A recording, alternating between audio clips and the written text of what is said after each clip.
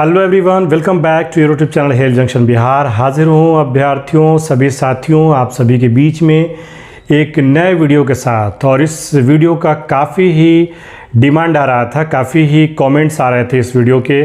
बहुत सारे phone calls आए और बहुत सारे मैसेजेस आए कि सर इस टॉपिक पर एक वीडियो बनाया जाए। और मैं भी समझता हूँ कि ये टॉपिक काफ़ी ही इम्पोर्टेंट है, क्योंकि जब अभ्यर्थी पास होने के बाद या फिर ज्वाइनिंग लेटर मिलने के बाद जब कार्यालय पहुंचता है ज्वाइन करने हेतु, तो वहां पे बहुत सारे ऐसे डॉक्यूमेंट्स, दस्तावेज होते हैं जिसे सबमिट करना होता है।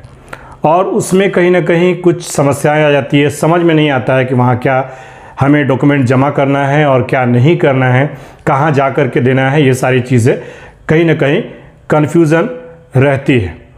तो आप सभी को इस वीडियो में मैं साझा करूंगा अपना व्यक्तिगत जो नॉलेज है उसको, क्योंकि मैं भी इस तरीके के योगदान दे चुका हूं।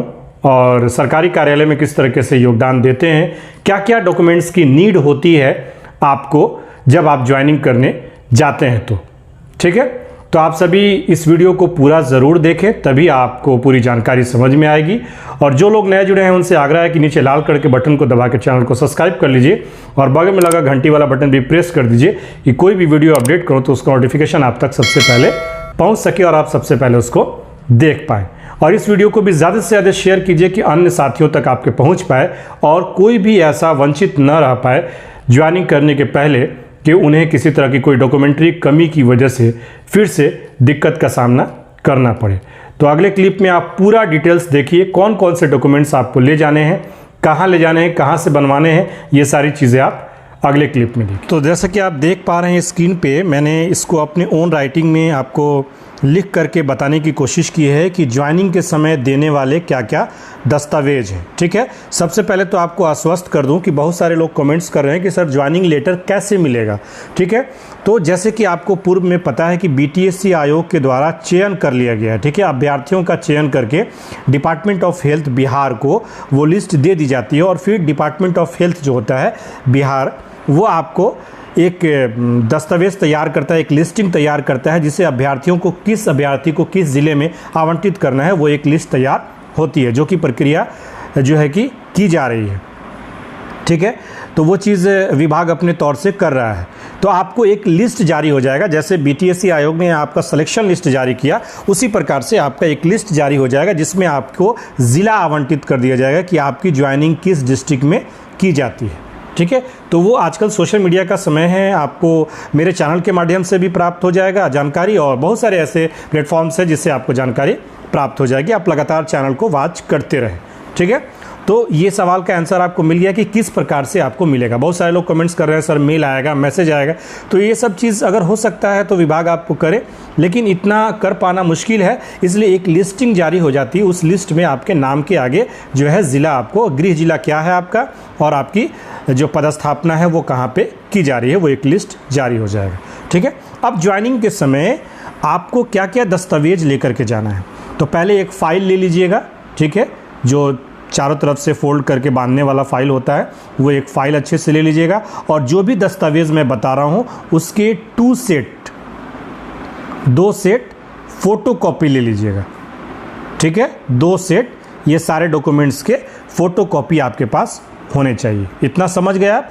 ओरिजिनल डॉक्यूमेंट्स आप अपने पास रखे रहिएगा, क्योंकि कभी कभी वहाँ पे आपसे मांगा भी जा सकता है उस दस्तावेज को देखने के लिए, लेकिन उसकी नीड नहीं होगी, क्योंकि आयोग ने आपको सारी चीज़ जांच करके तभी आपको ज्वाइनिंग लेटर दिया है। ठीक है, ज्वाइनिंग करने के लिए भेजा है। तो जिस ज़िला में होगा उस ज़िला के कार्यालय में आपको वहाँ पर जा कर के योगदान देना होगा। तो सबसे पहले जिस ज़िला में होगा वहाँ के सिविल सर्जन कार्यालय में, ठीक है, वहाँ के सीएस कार्यालय जो होता है, सिविल सर्जन कार्यालय जो होता है, वहाँ पर आपको जा कर के अपना योगदान सबमिट करना होगा। ठीक है, क्लियर है। बाकी चीज़ जो इंस्ट्रक्शन होंगे आपको वहाँ पे जो लेटर निकलेगा उसमें आपको दिया रहेगा। अब ज्वाइनिंग के समय आपको 2 सेट जो फोटोकॉपीज़ ले जाने हैं, उसमें क्या क्या, 10th के ऑल डॉक्यूमेंट्स।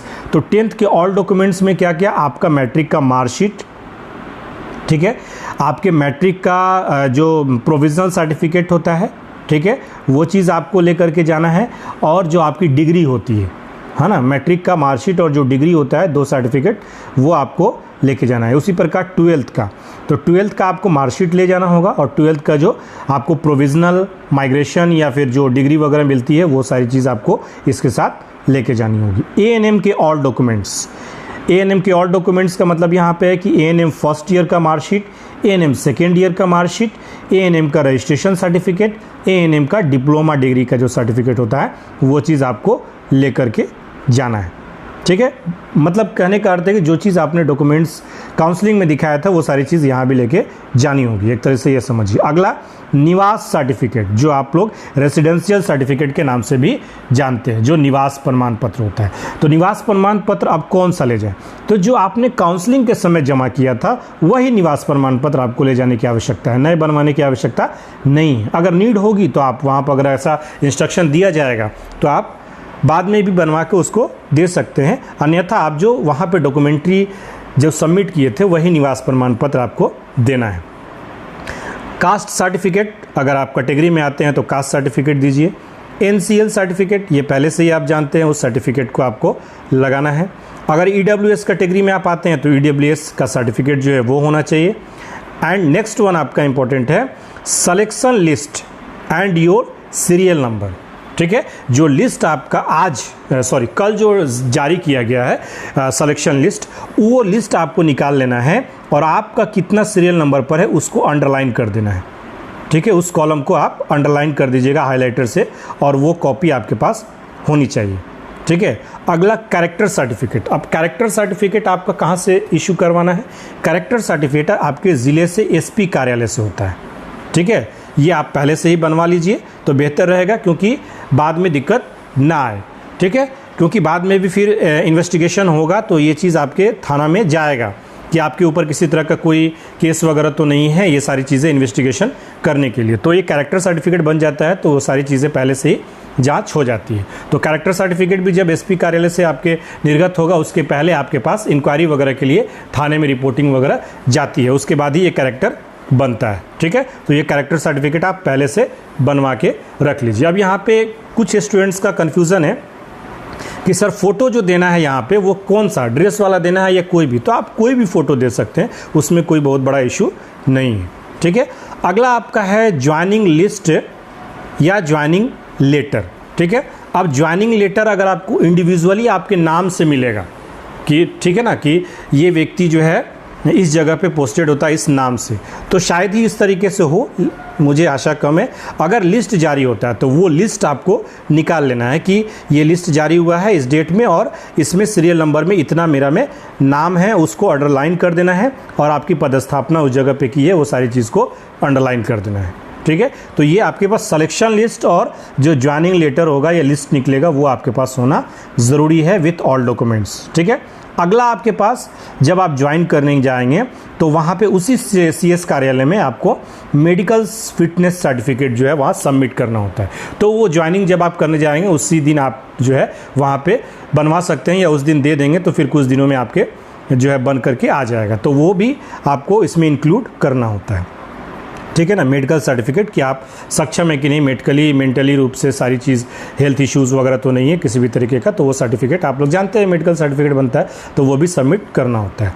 नेक्स्ट वन आपका है letter of joining in own writing. ठीक है, अब यहाँ पे आप बोलिएगा सर ज्वाइनिंग लेटर लिस्ट यहाँ भी दे दिया, अब ज्वाइनिंग लेटर यहाँ भी देना है, तो आपको खुद से एक अपना आवेदन देना होगा कि मैंने BTSC से मेरा सीरियल नंबर इतना है और लिस्ट में सिलेक्शन लिस्ट में मेरा नाम इतना है और ज्वाइनिंग लिस्ट में मेरा सीरियल नंबर इतना पर है, मुझे यहाँ पर आज दिनांक इतना तारीख को अपराह्न में या पूर्वाह्न में आज मैं योगदान दे रही हूँ, योगदान लेटर एक लिखना होगा। ठीक है, खुद के राइटिंग में, हो सके तो आप टाइप भी करवा सकते हैं, उसमें कोई बहुत बड़ा इशू नहीं है क्योंकि आजकल टाइपिंग का ज़माना है और फिर नीचे आप सिग्नेचर अपना कर सकते हैं।